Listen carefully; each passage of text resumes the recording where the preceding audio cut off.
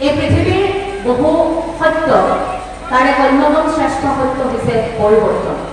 মোৰ কথাখিনি আজিৰ দ্বিতীয় অনুষ্ঠানৰ সৈতে মিল থাকিব, কাৰণ গুৰু জয়ন্তীৰ বিষয়ত আজিৰ দিনটো দুটা অনুষ্ঠানত অংশ লৈছোঁ। গতিকে বিষয়বস্তু যিহেতু একেই, গতিকে অকণমান সাদৃশ্য থাকিব কথাখিনি, তাৰ বাবে মই ক্ষমা বিচাৰিছোঁ। এই পৃথিৱীৰ এটা সত্য হৈছে পৰিৱৰ্তন, যিটো অৱশ্যম্ভাৱী। আপুনি মই ধৰি ৰাখিব নোৱাৰো সমাজখনক, আপুনি মই ৰাখি থ'ব নোৱাৰো সময়ত পৰিস্থিতিত যে পৰিৱৰ্তন নহয়। সেই গছৰ বাকলি পিন্ধি আপুনি বাস কৰাৰ পৰা আজি ধুনীয়া এসাঁজ কাপোৰ পিন্ধালৈকে, পথাৰত ভুল ৰুই থাকোঁতে নাম গোৱাৰ পৰা নামঘৰত আহি শাৰী পাতি একেলগে ঈশ্বৰৰ নাম লোৱালৈকে, পূৰ্বৰ মানৱ জাতি আৰু এতিয়াৰ মানৱ জাতি এটা পৰিৱৰ্তন। ই সময় অনুযায়ী এই পৰিৱৰ্তন হৈ গৈ আছে। এই পৰিৱৰ্তন ইয়াৰ সমান্তৰালকৈ এখন সমাজ নিৰ্ভৰ কৰি গৈ আছে। অৰ্থাৎ পৃথিৱীৰ সেই সত্যটো সমাজে স্বীকাৰ কৰে, সমাজে স্বীকাৰ কৰে, প্ৰতি মুহূৰ্তত সেই সত্যটোক স্বীকাৰ কৰি এখন সমাজ আগবাঢ়ে, আৰু সেইখন সমাজত ঈশ্বৰৰ জন্ম হয়, মানুহ ঈশ্বৰ হয়। মানুহ ঈশ্বৰ কেনেকৈ হয়? আপোনাৰ মোৰ শৰীৰটো মাটিৰ দেহ, মৃন্ময়। আমি কওঁ যে পঞ্চভূতত বিলীন হৈ যায় আপোনাৰ মোৰ শৰীৰটো। যেতিয়া আত্মাটো ওলাই যায়, তেতিয়া আমাৰ এই শৰীৰটো পঞ্চভূতত বিলীন হয়, কাৰণ মাটিৰ দেহাই বিলীন হ'বই। এই মৃন্ময় সত্তাটোত এটা চিন্ময় সত্তাৰ যুগ হয়, অৰ্থাৎ যাক দেৱসত্তা বুলি কোৱা হয়। সেই দেৱসত্তাটো কেনেকৈ আহে? যেতিয়া মানুহৰ শাৰীৰিক গঠনৰ সমান্তৰালকৈ আমাৰ মানসিক স্তৰটো ঊৰ্ধ্বমুখী হয়, সময় পৰিস্থিতি সাপেক্ষে আমাৰ যেতিয়া মানসিক স্তৰটো ঊৰ্ধ্বমুখী হৈ গৈ থাকে, তেতিয়া লাহে লাহে সেই চিন্ময় সত্তাটো দেৱসত্তাৰ সংযোজন হয়। সেয়া দেৱসত্তা যাক শাস্ত্ৰীয় জ্ঞান অনুসৰি জীৱন দৰ্শন বুলি আমি অনুভৱ কৰোঁ। আৰু আমাৰ গুৰুজনাৰ সেই আদৰ্শগত কথাবোৰে দেৱসত্তাটো কেনেকৈ প্ৰাপ্তি কৰিব পাৰি সেই কথাখিনি বুজাইছিল। কনফিউচিয়াছে কৈছিলে perfect man is God. God কি? G-O-D, গড কি?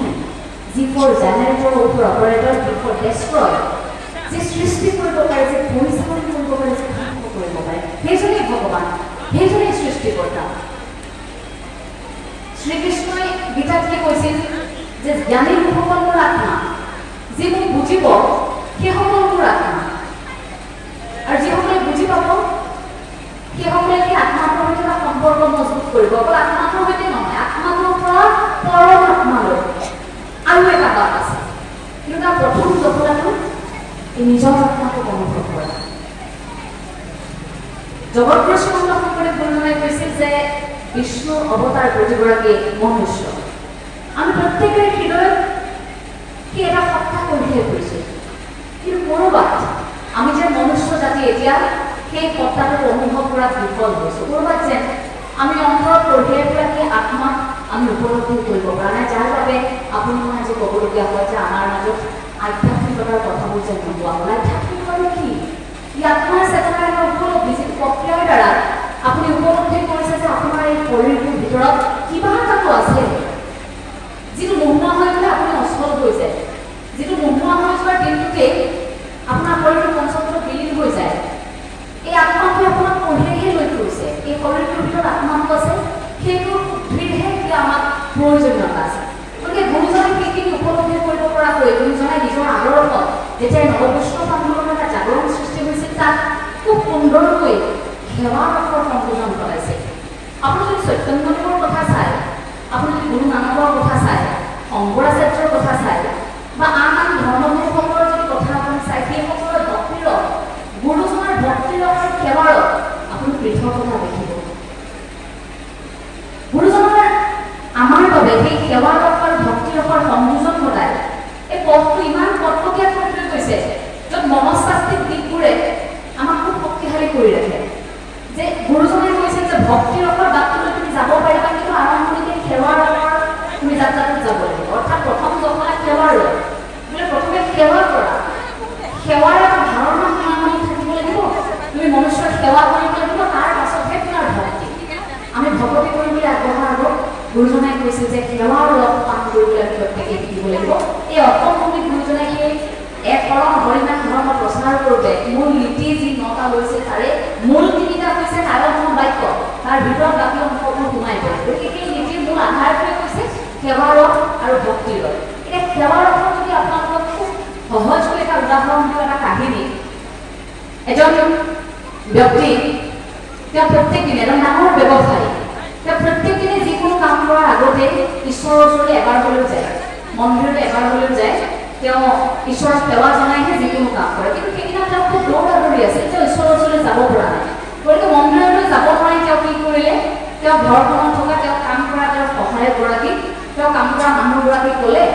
যে তুমি এই 100 টকাটো লোৱা আজি মোৰ সময় নাই ঈশ্বৰৰ ওচৰলৈ যাবলৈ তুমি মোৰ হৈ ভগৱানক দি থৈ আহিবাচোন 100 টকাটো সেই 100 টকাটো তেওঁ লৈ পিছদিনা গৈছে তেওঁৰ মালিকে দি পঠিয়াইছে 100 টকাটো ভগৱানক দিবগৈ লাগিব হয়নে সেইখিনি সময়ত তেওঁৰ দায়বদ্ধতা আছে এতিয়া মন্দিৰলৈ গৈছে মন্দিৰ পাওঁ সেই সময়খিনিতে দেখিছে বহুকেইজন ভোকাতুৰ মানুহ বহি আছে যিকেইগৰাকী মানুহে তেওঁক আগুৰি ধৰি কৈছে যে আমাক কিবা এটা খাবলৈ দিয়া আমি খুব ভোকত আছোঁ কিবা এটা আমাক খোৱাৰ ব্যৱস্থা কৰি দিয়া এতিয়া তেওঁ চাইছে হাতত 100 টকা এটা আছে তাকো 100 টকাটো মালিকে দি পঠিয়াইছে 100 টকাটো ভগৱানক দিবগৈ লাগিব এতিয়া কি কৰোঁ আৰু চব ভাবিলে যে ইয়াৰ পৰা মই কিবা এটা খৰচ কৰিব পাৰিম গোটেইটো ভগৱানক নিদিলেও গতিকে ভাবিলে যে এই 100 টকাটোৰ পৰা যি পাৰোঁ অকণমান খৰচ কৰি আৰু মই কিবা এটা খুৱাই দিম তাৰপাছত কি কৰিলে তেওঁলোকক খোৱালে কিমান টকাৰ খোৱালে জানেনে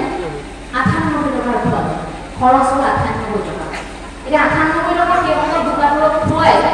তাৰপাছত সেই 2 টকাটোলৈ ঈশ্বৰৰ ওচৰত পাইছে গৈ ঈশ্বৰক কৈছে যে প্ৰভু তুমি দুখ নাই নধৰিবা মালিকে মোক 100 টকা দিছিল তোমাক দিবলৈ কিন্তু বাটত যিহেতু মই সেইসকল দোকানৰ পালোঁ তেওঁলোকক 98 টকা খোৱালো তুমি জানাই 2 টকা এটা মই যেনে তেনে তোমাৰ তালৈ আনিছোঁ তুমি আশীৰ্বাদ কৰিবা মোৰ মালিকক তেওঁ তোমাক খুব ভাল পায় এই কথাটো গ'ল পিছদিনা মালিকে সপোনত দেখিছে সেই মানুহজনে যিজনে পঠিয়াইছিল তেওঁ সপোনত দেখিছে ঈশ্বৰে তেওঁ সপোনত আহি দেখা দি কৈছে যে ভক্ত তুমি এতিয়া 98 টকাটো মই পালোঁ তুমি কুশলে থকা তোমাৰ ভাল হ'ব তুমি এতিয়া 98 টকাটো মই পালোঁ এতিয়া মানুহজনে কি ভাবিছে যে মোৰ কাম কৰা মানুহজন বৰ ভাল মানুহ দেই তেওঁ মই কোৱা মতে টকাটো তাত দিলেগৈ ঈশ্বৰৰ ওচৰত মই নিদিব বুলি ভাবিছিলোঁ তথাপিও তেওঁ দিলেগৈ কিন্তু 98 টকাহে দিলে মই 100 টকা দি পঠিয়াইছোঁ 2 টকাটো কি হ'ল সেই 2 টকাটো কি হ'ল তেওঁ জানিবলৈ মন গৈছে গতিকে তেওঁ কাম কৰা ল'ৰাজনক মাতি নিছে পিছদিনা মৰমেৰে সুধিছে যে তোমাকতো মই 100 টকা দি পঠিয়াইছিলোঁ ঈশ্বৰেতো 98 টকা পোৱা বুলি মোক সপোনত দেখুৱাইছে 2 টকাটো কি হ'ল তেতিয়া কাম কৰা ল'ৰাজনে কৈছে যে কি কথা কয় আপুনি মইতো 98 টকা দিয়া নাই নহয় ঈশ্বৰক মই 2 টকাহে দিছোঁ মই 2 টকা দিছিলোঁ 98 টকা আচলতে মই সেইসকল ভোকাতুৰক খোৱালোঁ গতিকে ঈশ্বৰক মই 2 টকাহে দিছিলোঁ দুয়োগৰাকী তেতিয়া আচৰিত হৈছে ঈশ্বৰে আচলতে সেই 98 টকাটোহে পালে কিয় পালে কাৰণ সেয়া সেৱাৰ ধৰ্ম আছিল ভোকাতুৰক খোৱাইছিল 98 টকা সেইটো পোনপটীয়াকৈ ঈশ্বৰৰ ওচৰলৈ গ'ল কিন্তু প্ৰতিমূৰ্তিৰ সন্মুখত যি 2 টকা দি থৈ আহিছিল সেই 2 টকাটো ঈশ্বৰে নাপালে কিন্তু আপুনি মই কি ভাবোঁ দীঘলীয়া শাৰী পাতি ৰৈ থাকোঁ যে ঈশ্বৰৰ ওচৰত অৰিহণা এটা আগবঢ়াব লাগে বাহিৰত লিখি থোৱা থাকে 1000 টকা অৰিহণা 20 টকা অৰিহণা দিবই লাগিব অৰিহণা 500 টকা দিবই লাগিব আপুনি মই ভাবোঁ যে কোনোমতে ঈশ্বৰৰ ওচৰত অৰিহণাটো দিলেহে ঈশ্বৰে আমাক কৃপা কৰিব সেইবুলি আমি আনক ঠেলি শাৰীটোৰ আগত যাবলৈ চেষ্টা কৰোঁ যে কোনোমতে ঈশ্বৰৰ ওচৰত দক্ষিণাটো দিলেই হ'ব কিন্তু প্ৰতিমূৰ্তিৰ সন্মুখতে সেই টকাটো ঈশ্বৰে পোনপটীয়াকৈ নাপায় ঈশ্বৰে সেই মনুষ্য সেৱাৰ পৰা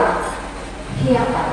গতিকে সেয়া সেৱাৰ ধৰ্ম আমি যদি সহজকৈ বুজিবলৈ চেষ্টা কৰোঁ গতিকে সেই সেৱাৰ ধৰ্মৰ পৰাহে ভক্তি ৰখাৰ আৰম্ভ হয়